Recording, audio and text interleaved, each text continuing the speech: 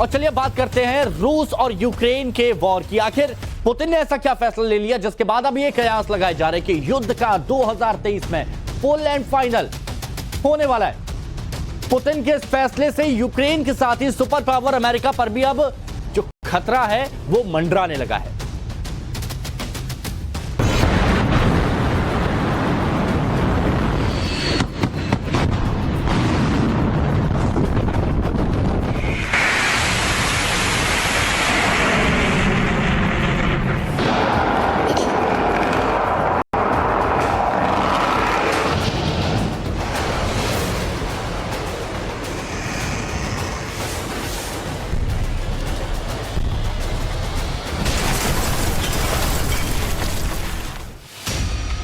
घातक परमाणु missile RS-28 सरबाई।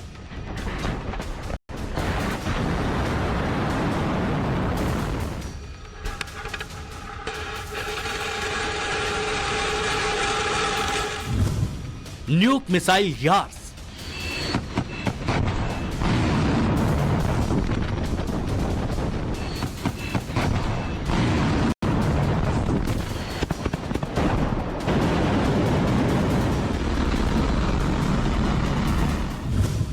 सबसे ताकतवर इस्कंदर।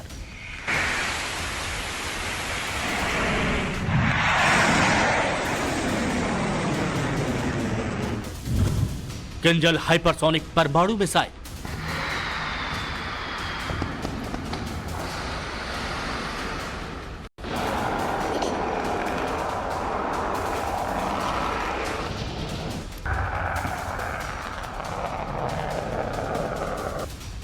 पुतिन के बारूदी खजाने में मौजूद यह खतरनाक और विध्वंसक परमाणु जखीरा महज एक ट्रेलर है। 1 साल से ज्यादा हो चुका है। यूक्रेन युद्ध से पुतिन अब परेशान हो चुके हैं। 2 छोरों से हो रहे युद्ध की वजह से पुतिन अब बौखला गए हैं और अब पुतिन ने इस युद्ध को फुल एंड फाइनल करने का मूड बना लिया है। कर्च ब्रिज पर हमला।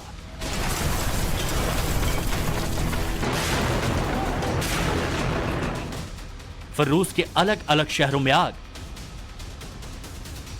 और अब यूक्रेन के हमले में अपने सैनिकों को खोने के बाद का गुस्सा। इन सब के बाद रूस के राष्ट्रपति पुतिन ने अब यूक्रेन का दी एंड करने का मूड बना लिया है।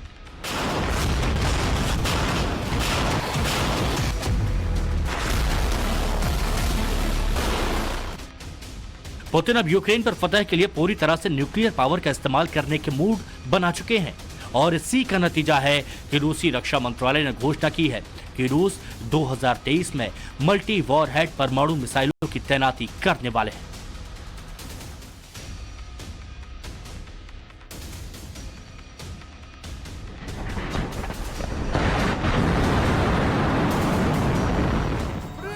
रूस की तरफ से कहा गया कि रूसी सेना की स्ट्रेटेजिक रॉकेट फोर्सेस शाखा पुरानी टोपोल एम मिसाइल सिस्टम को अपग्रेड करने की तैयारी में है। Topol M missile system RS-24 Yars missile system के साथ बदलने की तैयारी की जा रही है।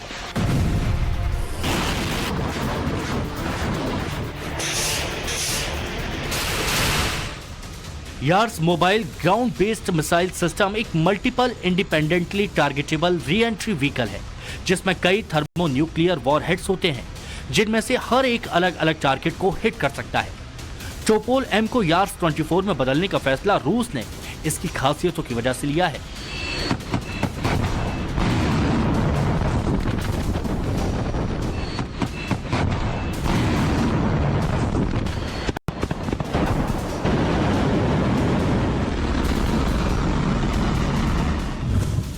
घातक यार्स 24 24,500 किलोमीटर प्रति घंटे की रफ्तार, आवाज से 20 गुना ज्यादा स्पीड, 300 से 500 किलो टन के 3 से 6 MIR-VS हथियार, एक बार में 3 से 9 ठिकानों पर अटैक, ट्रक जैसे मोबाइल लॉन्चर से लॉन्चिंग। यार्स 24 परमाणु विस्फोट के साथ साथ आसपास की जगहों को चलाने का काबिलियत रखता है। ये वॉरहेड ऐसे होते हैं जो किसी भी टारगेट को पूरी तरह से नष्ट करने की क्षमता रखते हैं। अगर रूस ने इस मिसाइल का उपयोग यूक्रेन के लिए किया तो यूक्रेन का विनाश होना तय है।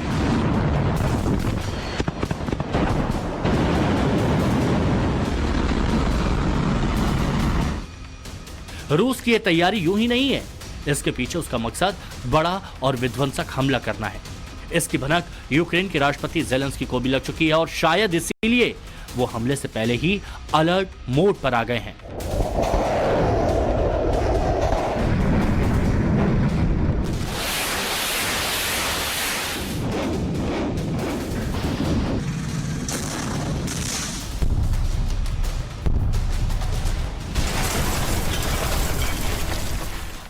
तो रूस ने यूक्रेन पर हमले के लिए नई प्लानिंग कर ली है, लेकिन सवाल यहां पर यह है कि वो हमला करेंगे तो कहां से करेंगे।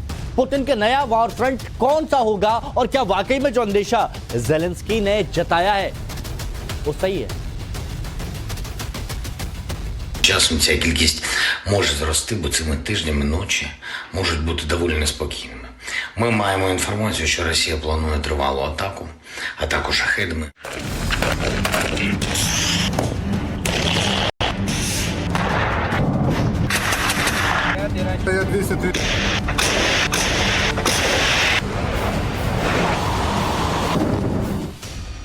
जेलेंस्की का यह बयान बताने के लिए काफी है कि उन्हें भी पुतिन के प्लान की भनक लग चुकी है। यूक्रेनी आर्मी इंटेलिजेंस की खुफिया जानकारी के मुताबिक रूस अब यूक्रेन पर नए सिरे और नए वॉर फ्रंट से बड़ा हमला करने की तैयारी में जुटा है।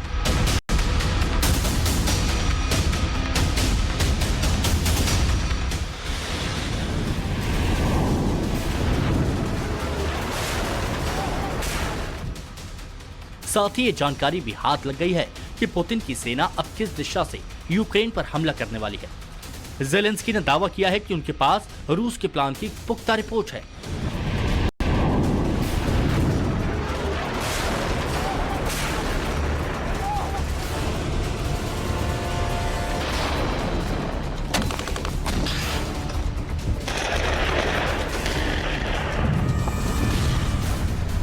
Року минуло лише 2 дні, а рахунок збитих іранських дронів над Україною вже більше 80. І найближчим часом ця кількість може зрости, бо цими тижнями ночі можуть бути доволі неспокійними.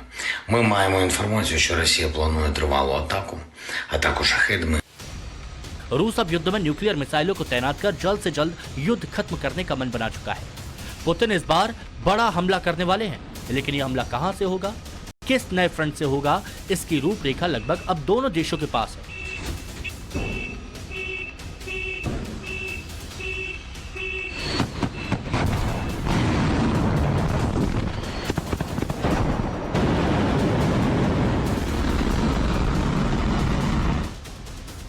यूक्रेनी आर्मी इंटेलिजेंस की खुफिया जानकारी के मुताबिक रूस इस बार जो नए हमले का प्लान कर रहा है, उसके मुताबिक वो इलाका यूक्रेन का उत्तरी पूर्वी छोर हो सकता है, जहां से रूस बड़े हमले की प्लानिंग में जुटा है।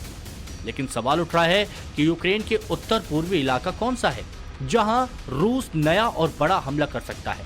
इसके लिए आपको ये समझना होगा।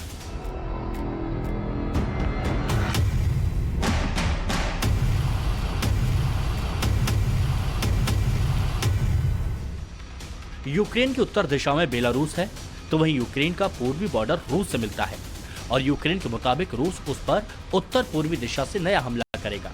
उत्तर दिशा पर हमला हुआ तो बेलारूस बॉर्डर से रूसी सैनिक यूक्रेन के चेर्नोबिल, कोरोस्तेन, रिवन और जाइटोमिर इलाके में दाखिल होंगे, जहां से उन्हें कीव पर कब्जा करने में आसानी होगी। तो वहीं रूस पूर्वी बॉर्डर से चेर्निहिव, शोस्टका और सूमी जैसे इलाकों से हमला तेज कर सकता है।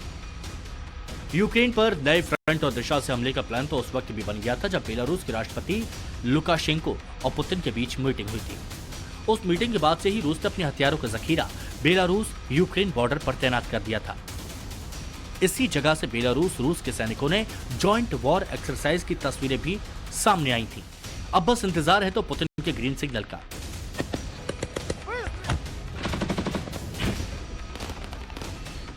एक तरफ न्यूक पावर में इजाफा, मिसाइलों को एडवांस करने की तैयारी और नए फ्रंट से हमले की प्लानिंग। इस बात से अंदाजा लगाया जा सकता है कि पुतिन कीव पर अब जल्द से जल्द कब्जा चाहते हैं।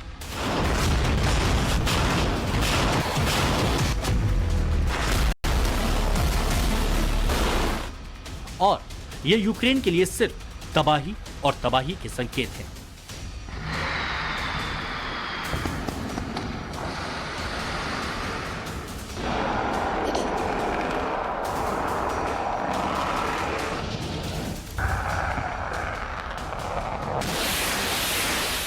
Bureau report, times now, Navbharat.